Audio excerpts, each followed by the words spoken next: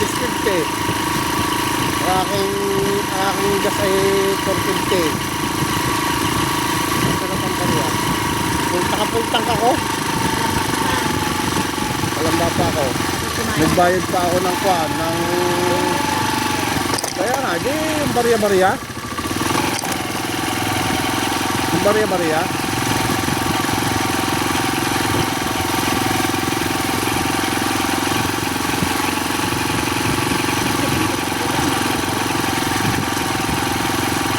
Nakabidyo ako.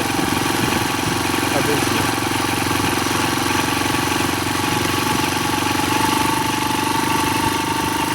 Nahilig mong pagkakaroon ng video. Nahilig mong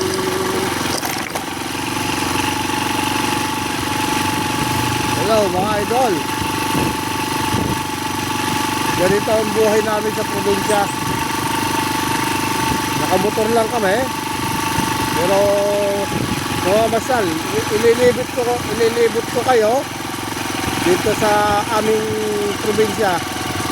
Saan ka ang daan ito? Saan? Dine? O dine. Dito. Dito pala ang daan. Maraming may crossing. Medyo hindi ko nakabisado ang daan. Pero ito naman daan ito. Dire-diretso na ito hanggang makalabas dun sa kabilang highway. So stay tuned lang tayo mga idol. Tayo mamamasyal sa Kabukiran.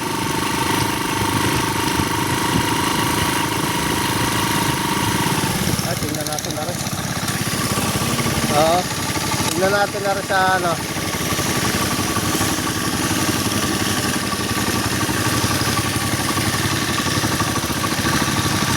Tingnan natin na rin. Sige, patuloy natin. Ngayon tayo nakakita ng garne. Bibihira. Yung panonoorin yung camera. Yan mga idol. Dito, ganito sa atin dito sa bukid.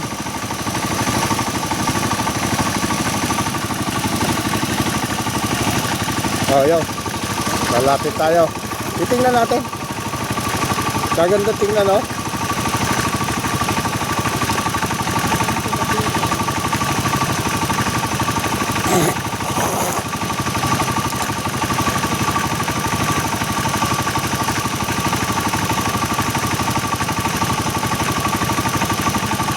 Yan mga idol. Kagandang panoorin.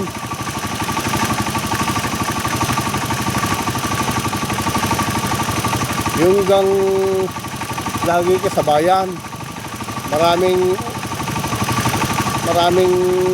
kwan. Marami kang makikita kung ano-ano. Magulo ang kabayanan.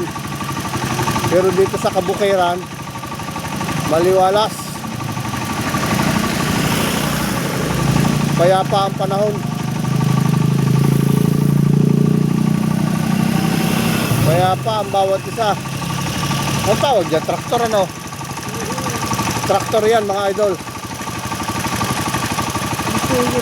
Pangsuyod. Anong inaano yan? Yan pala, nililinis niya yung lupa. Kinakaibot yung dumi. Yung mga ugat-ugat na mga damo, nadikit yan, kinakaibot pala. So gaya para pagkatapos ng traktor, ano gagawin dyan? Pagkatapos ng traktor, yan magtatanim na ng palay. Palay pala yan. Teka muna, nanonood pa eh.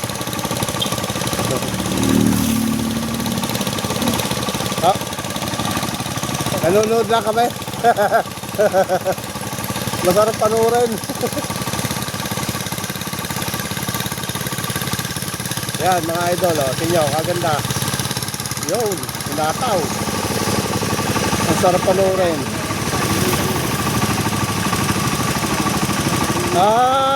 Inaalis niya pala mga idol yung mga damo. Pinakaibot ng damo kasi tatamnan nga ng palayan. Kailangan pagka bago, ano kasunod yan? Traktor din na gagamitin. Pagkatapos pala niyan, susuyudin pa yan. Traktor din na gagamitin. Papalta naman ng kaibot, ng gulong. Papalta ng gulong. Pagkatapos palta ng gulong, pinakalas na yon. Tapos, agad-agad tatamnan.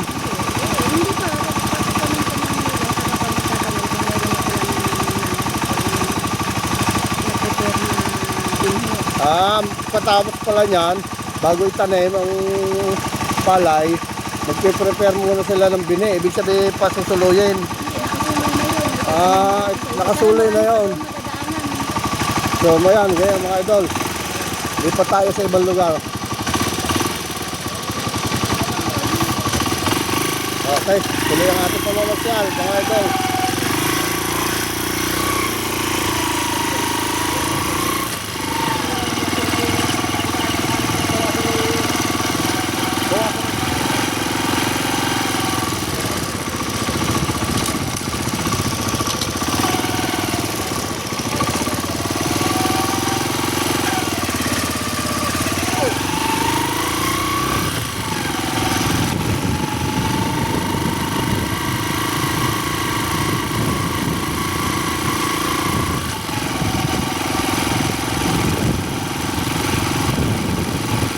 Napakasarap ng hangin dito sa baryo, sa barangay. Dito sa Kabutiran. Sariwa.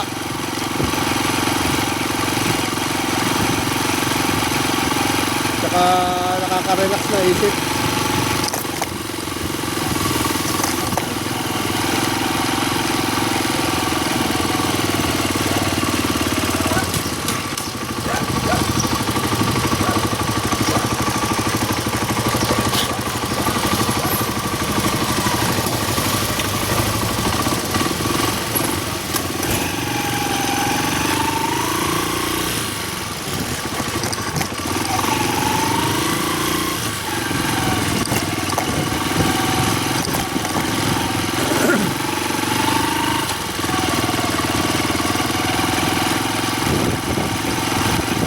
Yan mga idol, ang taniman, oh. Ang ganda ng kabayo, oh.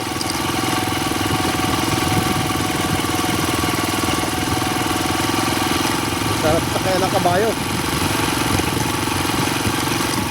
Kaya lang, hindi atin yun. Baka tayo mamura na mayari. Hindi natin pwede basta sakyan.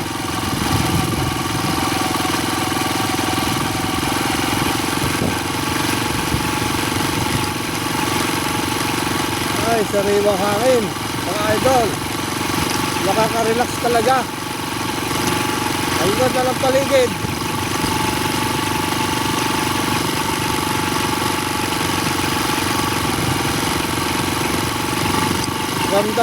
Ramdam talaga natin na ang buhay, napakasarap na buhay sa mundo. Tingnan mo, makikita mo magagandang paligid, mga baka, may mga nagtatanim. Ayan. Ayun pa, oh, tinatraktor ulit yung mga idol, oh. Malawak-lawak ang tatraktorin nito. Ayun siya, ball. Okay.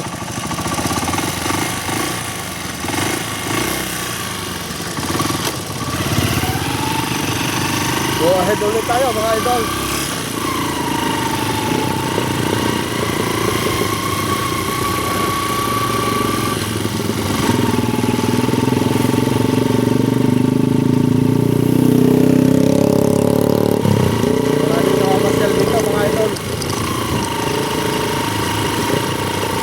Lalo sa umagang umaga, maraming namamasyal.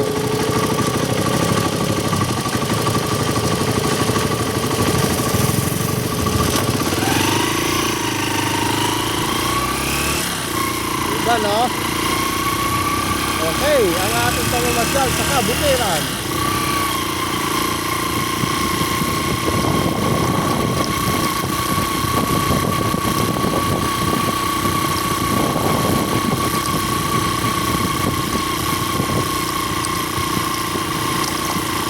Wow, ito na, mga tanim.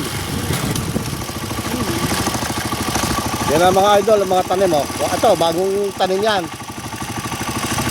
Ang ganda. Mag-iintay ng ilang buwan.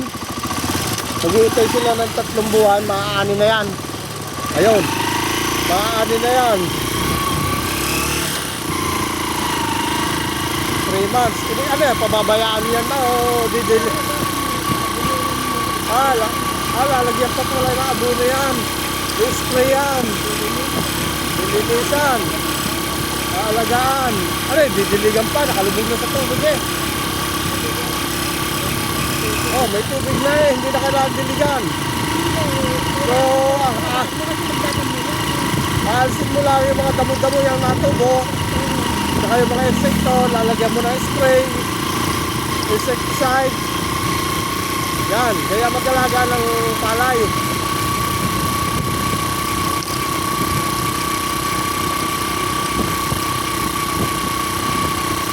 Napakaganda mga idol.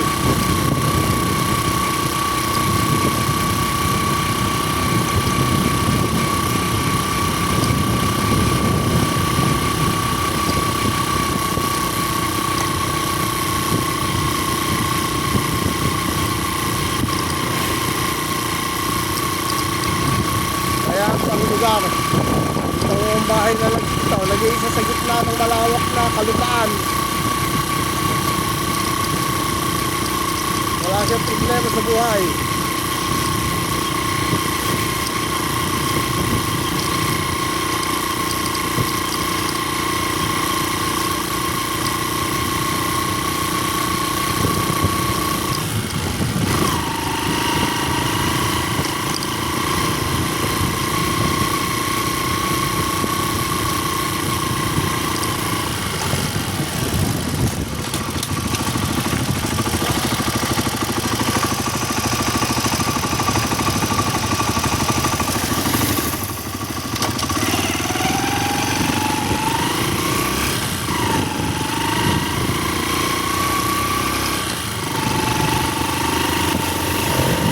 Yan, tinatawag na patubig.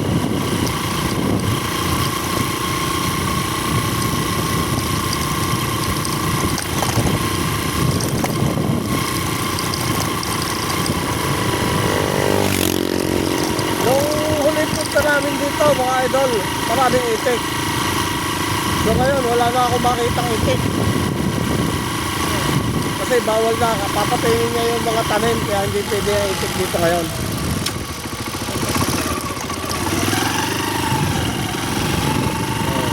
Kaya yung mga itik, kung hindi na natin makita, so dyan pa lang pagka bago sila magtanim, yung mga itik, inaalis yan. Sa kaya nila dinadala yung itik, nakakulong. Ibig sabihin eh, nandito lang sa lupain ito, ang itik, nakakulong. Ayun. May seagulls. Oh, dami seagulls. Yan na nasira sa tanim, seagulls. Yan, maputing yan. Ibon. Ano yung tawag dyan? Ibon? Anong klase ng ibon yan? Puting uwak?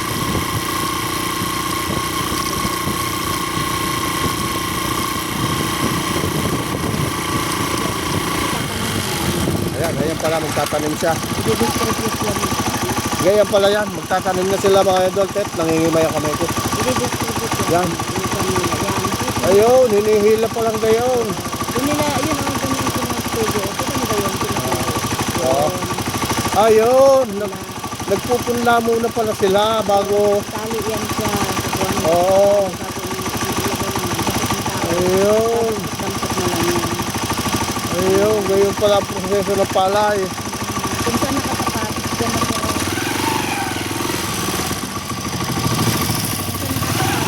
Kaya yung tao, hindi na siya.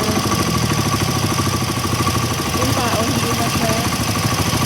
Yung tao, hindi na siya. Hindi na siya. Nadyan sa tabi niya. Kaya, so mga idol, gayon pala ang proseso ng palay.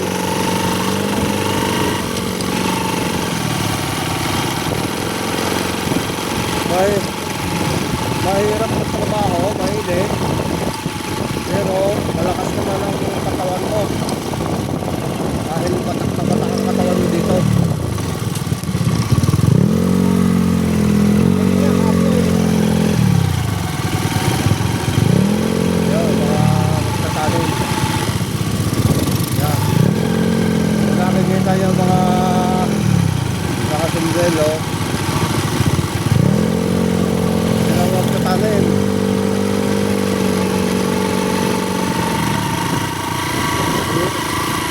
dahil sa kanila, hindi tayo makakakain ng bigas, ng kanin. Wala tayong nasahin. Ayan.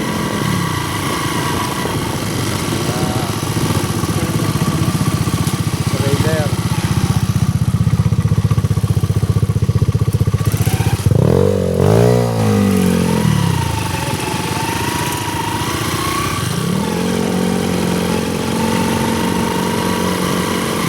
Shout out sa'yo, motor ka. Magbumba ka, may tao sa likod mo. Naka-open pipe ka. Sira ulo ka. No? Dinumba pa na doon tayo sa likod niya, nakatutok.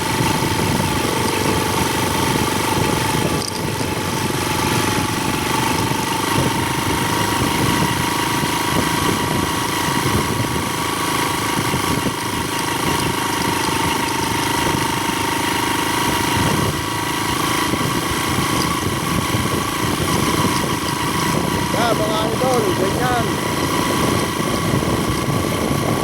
Ganyan ang buhay dito sa kabutihan.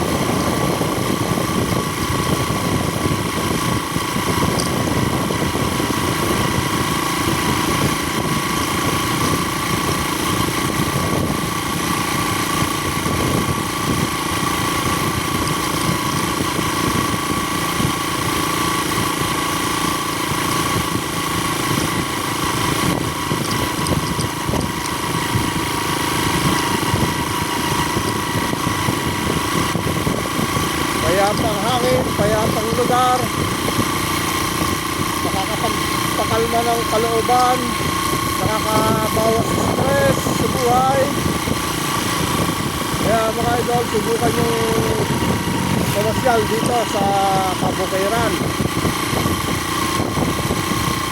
Gusto nyo mo pag-isa, pwede kayo tumambay dito, sagot ko kayo. Oh. Dami nilang tanim na. Then mga after 3 months, aanihin na yan. Ibibilad sa gitna ng kalsada. Tapos gagawin ng bigas. So makakakain na tayo ng bigas. Ano nito?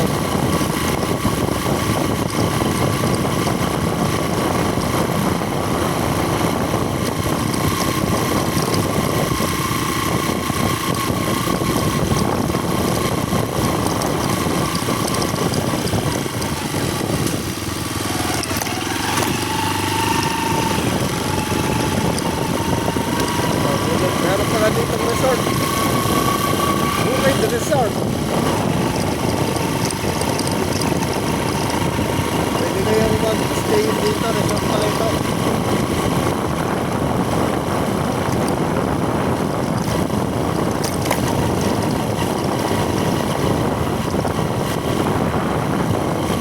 Yun siguro mayari na ito tayo. Bukay the resort. Alam.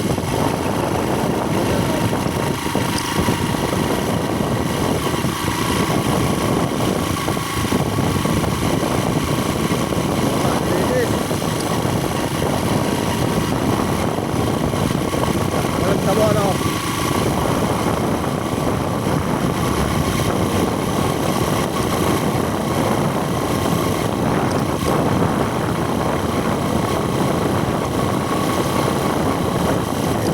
Punta dyan ang ato, no? Patay ah. Ibon lang ang kalaban. So, mga idol, nandito na tayo sa highway. Kailangan na natin mag-helmet para tayo ay sa highway naman pupunta.